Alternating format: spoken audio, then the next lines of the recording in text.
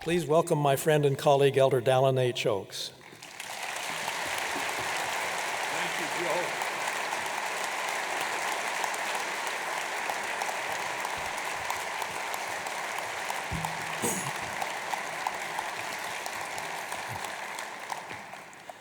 Thank you, my friends, distinguished guests, my brothers and sisters.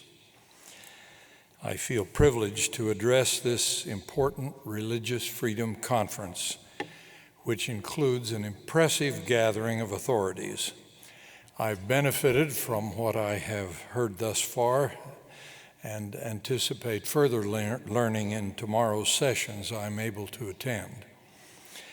Since this audience contains many who are not members of my church, I serve you best by beginning with a brief explanation that will help you understand the position from which I speak. As Joseph Bentley has already told you, for over 30 years I've served as one of the 12 apostles of Jesus Christ.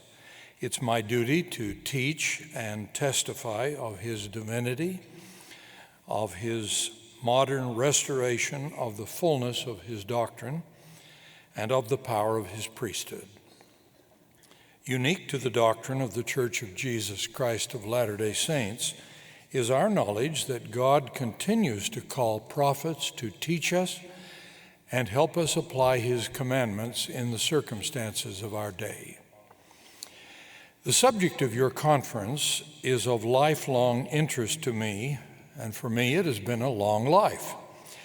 My first publication as a young law professor at the University of Chicago Law School was an edited book of talks given at a conference quite like this one. Published in 1963, over 50 years ago, that book was titled The Wall Between Church and State. Your invitation to give a keynote address on religious freedom calls me out of legal retirement to speak in a non-church forum on a subject where my lifelong concern far exceeds my current expertise. Consequently, this will not be a technical talk on legal precedents. I will speak as a participant in and knowledgeable observer of religious freedom during my lifetime, to offer some perspectives and hopefully some wisdom on this important area of constitutional law and public policy. My first point is that religious teachings and the religiously motivated actions of believers are valuable to society and are deserving of special legal protection. This point, of course, contradicts the contention that religion is mostly a matter of history without significance in modern times, or more ominously, that religion is irrational and discriminatory and therefore should be diminished in both public expression and influence. Far from relics of the past, religious principles and religious believers are a vital present and future force everywhere. Current media attention to religion often focuses on the atrocities of extremists purportedly acting in the interest of Islam in a few parts of the world. While such perpetrators attempt to justify their actions on religious grounds, I see them as excesses on the fringe of anything that might claim to be religion. Many Muslim leaders have also condemned their actions. Their atrocities do not qualify for the religious freedom I treasure. Moreover, those who condemn religion as the source of great atrocities through the ages must face the fact that the bloodiest conflicts in history, including the mass killings of the last century, were not done in the name of religion. The genocide of the Holocaust, the Stalinist purges, the Cultural Revolution in China, the killing fields of the Khmer Rouge, and the ethnic cleansing in the former Yugoslavia, Rwanda, and Central Africa have been primarily motivated by secular ideologies and political, ethnic, or tribal differences, not by religious rivalries. Contrary to those who associate religion with human suffering, religion and its practitioners have motivated enormous good in the world. I spoke of this in a lecture at a celebration of the Becket Fund for Religious Liberty, focusing on the United States. I repeat some of what I said there. Our country's robust private sector of charitable works originated with and is still sponsored most significantly by religious organizations and religious impulses. This includes education, hospitals, care for the poor, and countless other charities of great value to our country. Many of the most significant moral advances in Western society have been motivated by religious principles and persuaded to official adoption by pulpit preaching. Examples include the abolition of the slave trade in England and the Emancipation Proclamation in this country. The same is true of the civil rights movement of the last half-century. These great advances were not motivated and moved by secular ethics or persons who believed in moral relativism. They were driven primarily by persons who had a clear religious vision of what was morally right. Our society is not held together primarily by law and its enforcement, but most importantly by those who voluntarily obey the unenforceable because of their internalized norms of righteous or correct behavior. Religious belief in right and wrong is a vital influence to produce such voluntary compliance by a large number of our citizens.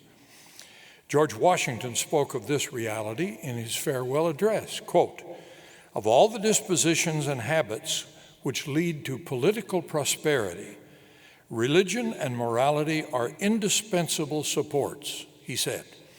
"Reason and experience both forbid us to expect that national morality can prevail in exclusion of religious principle," end of quote. Over 200 years later, in 1998, Congress enacted a law that formally declares, quote, "The right to freedom of religion undergirds the very origin and existence of the United States." That law formally associates our nation with the truth voiced by Jonathan Sacks, Chief Rabbi of the United Hebrew Congregations of the British Commonwealth. Quote, "Religion remains the most powerful community builder the world has known. Religion is the best antidote to the individualism of the consumer age. The idea that society can do without it flies in the face of history." That's the end of the quote from the rabbi.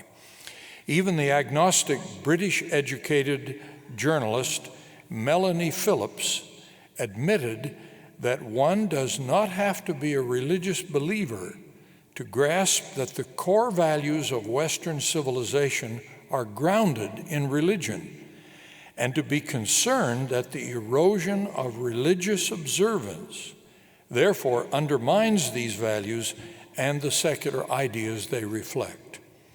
That's the end of the quote from Melanie Phillips and the end of my quote from my earlier lecture.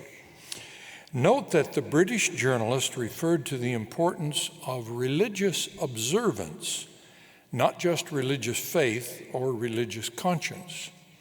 Similarly, the New York Times columnist Roth Douthat wisely observed that, quote, "The social goods associated with faith flow almost exclusively from religious participation, not from affiliation or nominal belief," end of quote. Similarly, Clayton Christensen, who has been hailed as a worldwide thought leader on business management and innovation, relies on religion's role in teaching obedience to the unenforceable as the basis for his notable essay, "Religion is the Foundation of Democracy and Prosperity." Religion's role as a protector of democracy has been widely noted. Religious organizations stand as a buffer or mediating institution to protect individual believers and their organizations against the powerful impositions of government. Those who maintain that secular ethics and morality can substitute for religion make academic arguments but lack the evidence to support their theories. As affirmed by the rabbi, the agnostic journalist, the business scholar, and many others, I maintain that the teachings and free practice of religion are essential to a free and prosperous society. I also maintain that religious values and political realities are so interlinked in the origin and perpetuation of this nation that we cannot lose the influence of religion and religious bodies in our public life without seriously jeopardizing our freedom and prosperity. It follows that religious freedom is not just a concern of religious persons. Others have a strong interest in religious freedom because it is necessary for peace and stability in our pluralistic world. The protection of conscience is a vital ingredient for stability because it helps people from a wide spectrum of beliefs feel assured that their deepest concerns and values are respected and protected. It is also true that the preservation of religious freedom depends upon public understanding of and support for this vital freedom, which in turn depends upon the value the public attaches to the teachings of right and wrong in churches, synagogues, and mosques. All should understand that it is sincere faith in God, however defined, that translates religious teachings into the moral behavior that benefits a nation. Moreover, this impact is magnified by the social interaction that occurs within religious organizations. It follows that religions that teach right and wrong and the organizations through which they work make a unique and indispensable contribution to society and therefore should have special legal protections. I come now to the second point of my address. Denominational religion is declining and religious freedom is weakening.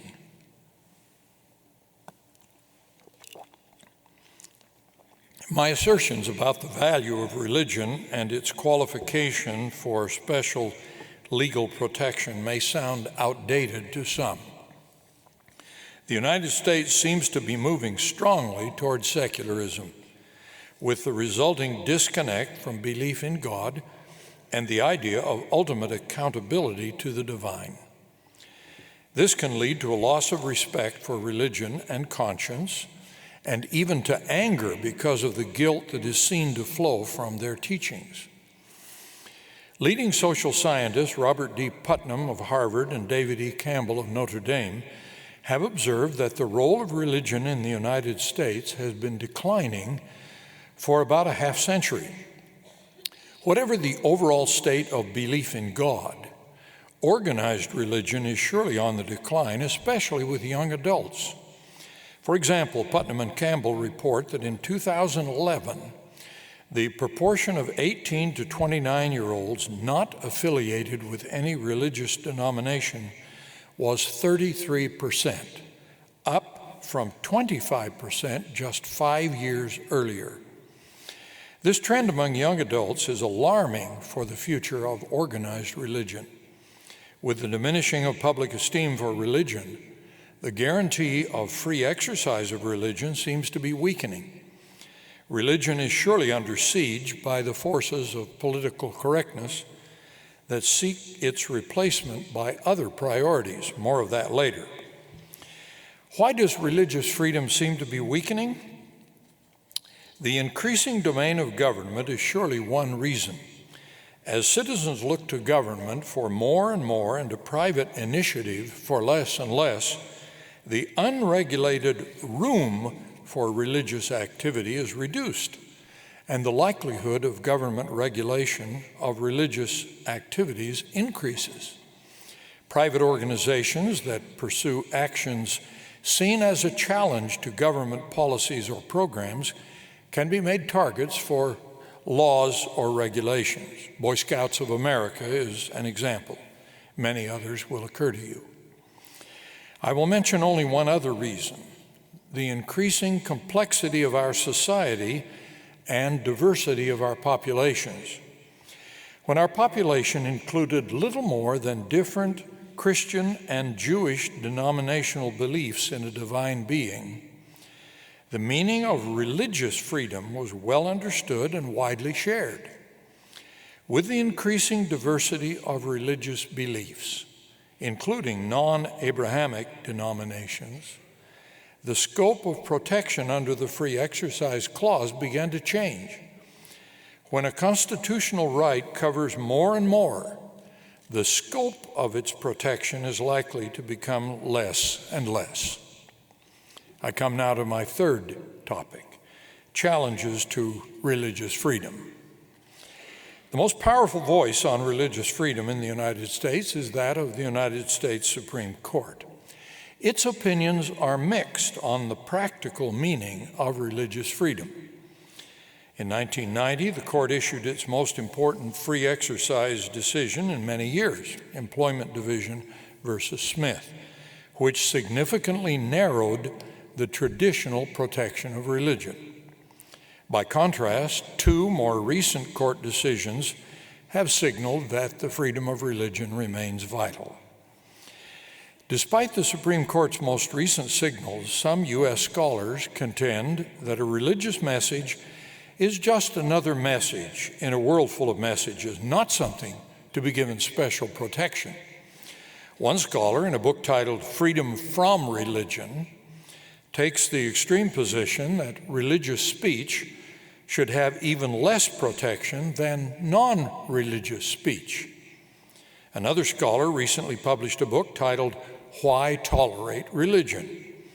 Other scholars argue that our nation's founding stories promoting the desirability of religious freedom, such as the religious motivations of the Pilgrims who founded New England, are myths that should be reinterpreted or discarded because they are improperly used to justify religiously based laws. Perhaps less radical than these rejections of the text and history of the guarantee of free exercise are calls for churches to simply abandon their objectionable beliefs and actions by revising their doctrines. Thus, the Washington Post recently published a prominent university professor's recital of instances where official and social pressure, quote, forced religious adherents to behave better, and over time, the religions themselves changed their doctrines and belief systems to conform to society's demands, end of quote. In our day, he continued, we are, quote, at one of those moments in history when pressure from the larger society pushes against religious belief and insists that believers, at least when doing business with the public, not act even on sincere objections to same-sex marriage, end of quote. He concluded by proclaiming that the difficult conflicts we are experiencing are, quote, the birth pangs of a new wave of equality, end of quote. And, he surely implied, what must now surrender is the free exercise of religion to the extent that it is contrary to this new wave. Similarly, some public policy advocates have attempted to intimidate persons with religious-based points of view from influencing or making laws in our democracy. One part of this effort is the recent characterization of the free exercise of religion as limited to the privilege of worshiping in the protected space of our own homes, churches, synagogues, or mosques. Beyond those protected spaces, the argument goes, religious believers and their organizations have no free First Amendment protection, not even normal free speech guarantees. If you think that characterization is overstated, Consider these examples of reaction to our church's legal lobbying before the Utah legislature last month.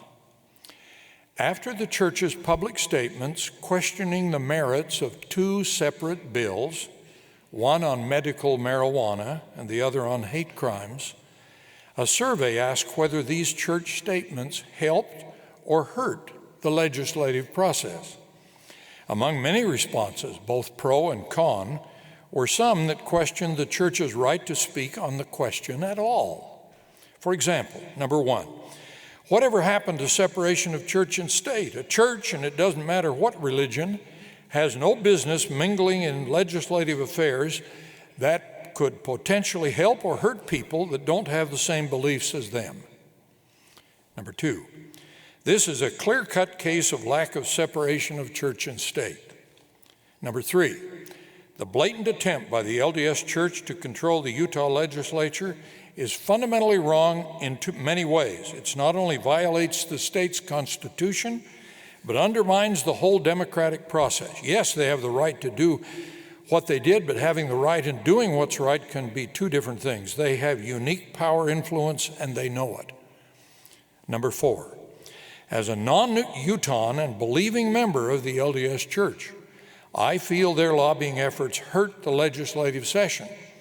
While I acknowledge their right to lobby for their religious stances on certain issues, the disconnect for people like me takes place when it feels like they're using their influence in Utah to sway Utah legislation. That's the end of the quote from the four reactions. In other words, the church should not speak to lawmakers at all, especially when its lobbying is likely to be successful. Earlier, a similar point was made by a law professor who criticized the involvement of the LDS Church and its members on a contested issue here in California. Professor Jeffrey Stone, a distinguished associate of mine at the University of Chicago Law School, wrote that the popular support for Proposition 8 was the result of, quote, a highly successful effort of a particular religious group, you know who he meant by that, to conscript the power of the state. This is a serious threat to a free society committed to the principle of separation of church and state. They are not free, not if they're to act as faithful American citizens, to impose their religious views on others. That is quite simply un-American. End of quote. How is it un-American and a serious threat to a free society for a religious organization and its members to participate in a public process of lawmaking? Stone cited, quote, the principle of separation of church and state, and asserted that certain persons, quote, are not free to impose their religious views on others, end of quote. These arguments leave me wondering why any group of citizens with secular-based views that make up a majority is free to impose their views on others by a democratic lawmaking process, but persons or their organizations with religious-based views are not free to participate in the same democratic lawmaking process, whether in a majority or, as in California, merely a large group not comprising a majority. Whatever the answer to that question, I suggest that Stone's criticism of Mormon voters or Mormon lobbyists or their church is unjustified. If these critics feel the need to criticize something that is truly unprecedented and unconstitutional, they should examine the judicial events that led up to the nullification of Proposition 8. These included a federal district judge disallowing a popular vote on the basis of the alleged religious motivations of some of its proponents, and the California Attorney General and Governor refusing to perform their constitutional duties to defend state laws duly adopted by the constitutional lawmaking process. In view of current experience and culture, How should religious persons and their organizations whose positions are dictated or affected by religious beliefs lobby or otherwise enter into the debate on public issues? They should not be required to forego or deny their religious or other beliefs or motivations, but they should be counseled to be prudent. They will usually be most persuasive in political discourse by framing arguments and explaining the value of their positions in terms understandable to and subject to debate with those who do not share their beliefs. All sides should seek to contribute to the reasoned discussion and compromise that are essential in a pluralistic society. Our friend Elder Neil A. Maxwell taught on this subject with a quote that seems as modern today as when it was used nearly 40 years ago. His talk, appropriately titled "Meeting the Challenges of Today," included this quote: "What the secularists are increasingly demanding in their disingenuous way is that religious people, when they act politically, act only on secularist grounds. They are trying to equate acting on religion with establishing religion. And I repeat, the consequence of such logic is really to establish secularism." End of quote. Advocates who seek to banish religious arguments from the public square should answer this question: how would the great movements toward social justice in the United States, such as the abolition of slavery or the furthering of civil rights, have been advocated and pressed toward adoption if their religious proponents had been banned from participating on the issue by the assertion that private religious or moral positions were not an acceptable basis for public discourse or lawmaking? I come now to my fourth topic: approaching conflicts between religious freedom and non-discrimination.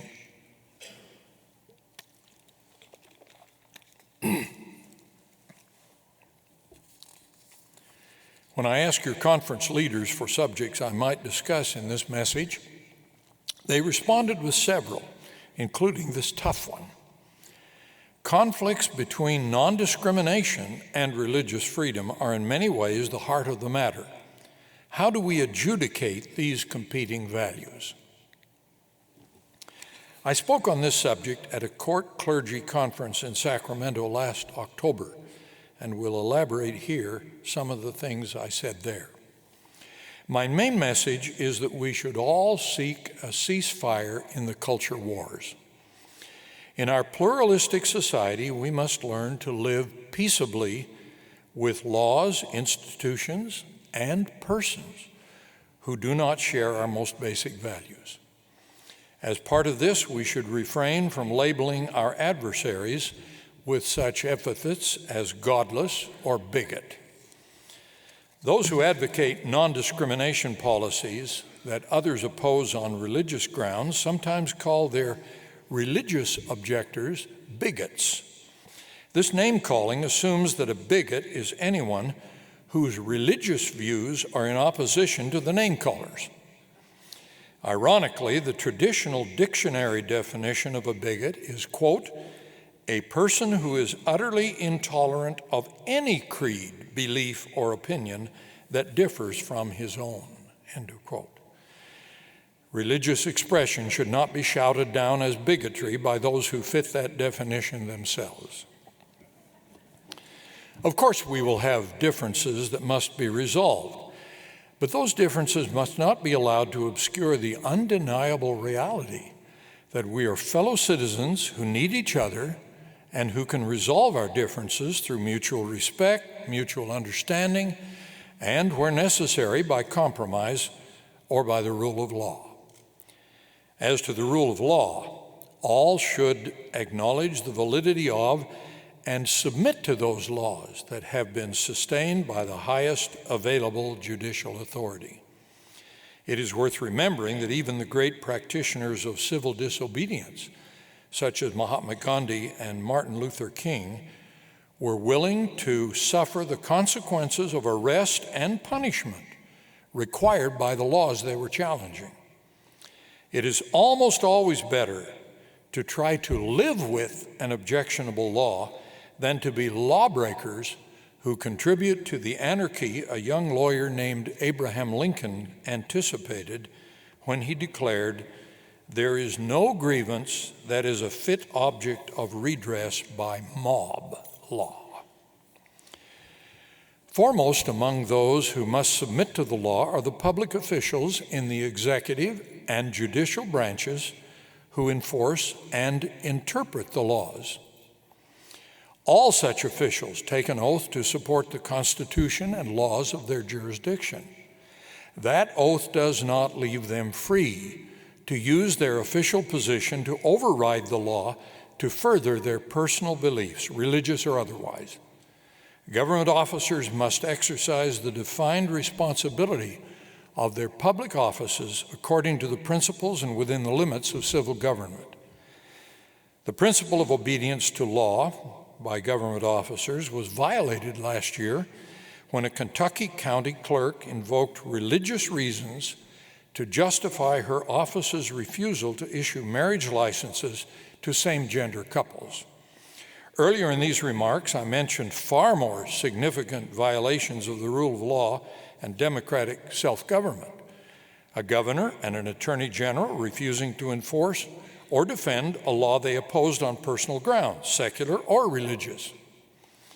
Constitutional duties, including respect for the vital principle of separation of powers, are fundamental to the rule of law. Neither the government nor its citizens should tolerate veto of a law, either its text or its operation, by officials not constitutionally authorized to veto it. The first step toward a ceasefire in the culture wars is to try to understand the other side's point of view. I like the balanced way a Deseret News editorial of a year ago characterized the competing considerations. Quote, "Sadly, recent events have highlighted how avoidable conflicts between religious liberty and non-discrimination principles are exacerbated when advocates for non-discrimination paint people of faith as bigots, and when people of faith fail to appreciate the brutal history of the basic human rights of marginalized groups such as gays and lesbians." End of quote. A second step is to avoid leading out with non-negotiables or extreme positions. Both sides in these controversies should seek balance, not total victory. For example, believers should not seek a veto over all non-discrimination laws that offend their religion. And the proponents of non-discrimination should not seek a veto over all assertions of religious freedom that impinge on non-discrimination. Both sides in vital controversies like this should seek to understand the other's positions and seek practical accommodations that provide fairness for both and total dominance for neither. My favoring of fairness for all moves me to offer some reflections relevant to each side in this contest. I speak first to those who advocate the maximum free exercise of religion. Believers should remember that there are two different systems of law, divine and civil. While believers revere divine law, they should also acknowledge that civil law is also ordained of God. The Lord Jesus Christ directed, "Render therefore unto Caesar the things which are Caesar's, and unto God the things which are God's." So taught, we must, to the extent possible, obey both systems of law. When there are apparent conflicts, we must seek to harmonize them. When the two prove to be truly irreconcilable, we should join with others of like mind in striving to change the civil law to accommodate the divine.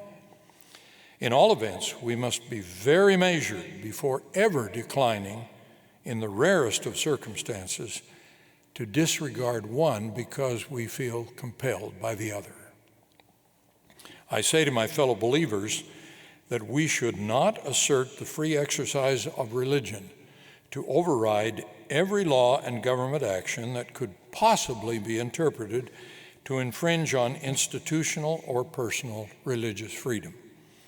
As I've often said, the free exercise of religion obviously involves both the right to choose religious beliefs and affiliations and the right to exercise or practice those beliefs. But in a nation with citizens of many different beliefs, the right of some to act upon their religious principles must sometimes be limited by the government's responsibility to protect the health and safety of all. Otherwise, for example, the government could not protect its citizens' person or property from neighbors whose intentions include taking human life or stealing in circumstances purportedly rationalized by their religious beliefs.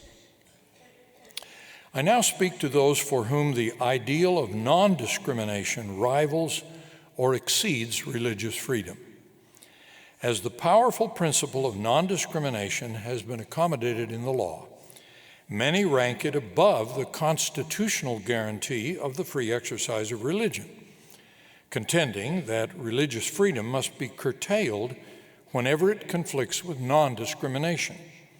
Accordingly, the Supreme Court decision establishing a constitutional right to same-sex marriage throughout the United States is sometimes cited as creating a moral imperative to enact broad laws prohibiting discrimination against LGBT persons in numerous other circumstances. To those of this persuasion, I say, please respect the laws that provide unique protections for believers and religious institutions. Most notably, in this area is the uniquely positioned First Amendment in the Bill of Rights, which singles out free exercise of religion for special protection, along with free speech, free press, and freedom of assembly. The favored constitutional treatment of religion, speech, press, and assembly is based on their paramount significance in the founding of our nation and the necessity of protecting them to perpetuate all of Americans' freedoms. As a result, actions amounting to expression are given unique protections in our law. Similarly, religion has an honored and uniquely favored place in our public life. The First Amendment framers' guarantee of free exercise of religion, rather than just freedom of conscience, shows an intent to give unique protections to actions in accordance with religious belief. How then do we seek to resolve the differences described? Although highly exceptional impositions may sometimes dictate otherwise, I begin with a bias against going to court. I know the shortcomings of that route. I've served in the judicial branch long ago as a law clerk in the United States Supreme Court, and more recently as a justice on the Utah Supreme Court. With that experience, I prefer the route of lawmaking through the state legislatures. We all know that the courts are final fallback and that the boundaries of religious freedom are rigorously policed by litigating organizations like the Becket Fund for Religious Liberty. But in policymaking, litigation should not be the first recourse. Courts are limited to resolving the specific cases before them. They are ill-suited to the overall, complex, and comprehensive rulemaking that is required in a circumstance like this contest between two great forces. On the one hand, we have what is perhaps a majority in our society seeking non-discrimination, and on the other hand, a group advocating the religious freedom that is a precious first freedom in our Constitution. I find great wisdom in the observation of Martha Minow of the Harvard Law School. In her influential article on this subject, she concludes that, quote, accommodation and negotiation can identify practical solutions where abstract principles sometimes cannot, end of quote. She observes that this approach, quote, is highly relevant to sustaining and replenishing both American pluralism and constitutional protections for minority groups, end of quote. For example, in last year's head-on conflict over individual free exercise and enforced non-discrimination in housing and employment, the Utah legislature crafted a compromise under the banner of fairness for all. It gave neither side all that it sought, but it granted both positions benefits they probably could not have been obtained without the kind of balancing that is possible in the lawmaking branch, but not in the courts. The so-called Utah Compromise was not a comprehensive treatment of all of the controversies, but it was a start, a path-breaking beginning. Hopefully, its examples will gradually encourage trust and accommodation among competing points of view. Now I come to my final subject, the importance of civility. In this country, we have a history of tolerant diversity, not perfect, but mostly effective at allowing persons with competing visions to live together in peace. Most of us want effective ways to resolve differences without anger and with mutual understanding and accommodation. We all lose when an atmosphere of anger or hostility or contention prevails. We all lose when we cannot debate public policies without resorting to epithets, boycotts, firings, or other intimidation of our adversaries. We need to promote the virtue of civility.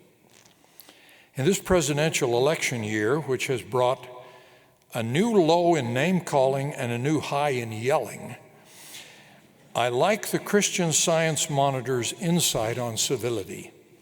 We should apply it to the current contest between non-discrimination and religious freedom. I quote from the Monitor.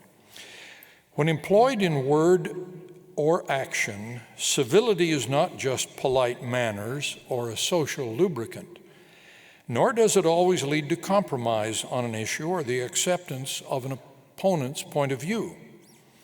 Its strength lies in allowing a voice for minority views or a marginalized group, a situation everyone may be in someday. It allows old assumptions to be challenged by new arguments and evidence. Civility is a virtue of civilization, to use a term that relies on the same root. It allows a politician to call out a lie without naming someone a liar. It treats opponents as worthy of heavenly thoughts rather than destined for a special place in hell.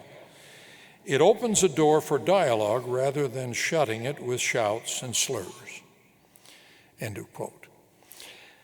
The first generation of Christians were taught, if it be possible, live peaceably with all men, and follow after the things that make for peace.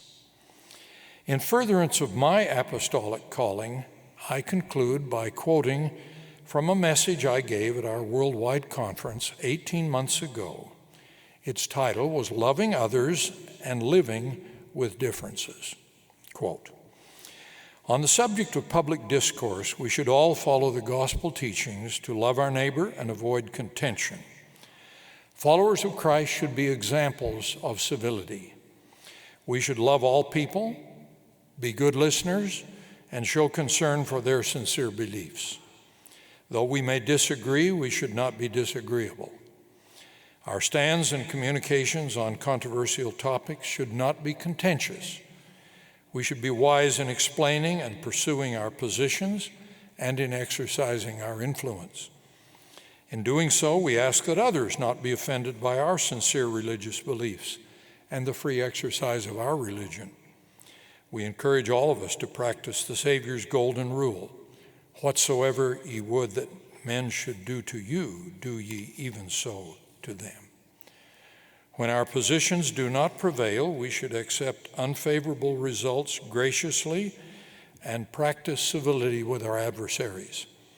In any event, we should be persons of goodwill toward all, rejecting persecution of any kind, including persecution based on race, ethnicity, religious belief or non-belief, and differences in sexual orientation.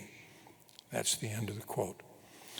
I advocate the same to this audience, believers and non-believers, and say, let us pursue our goals with the civility that serves our citizenship and is obedient to our faiths. Thank you.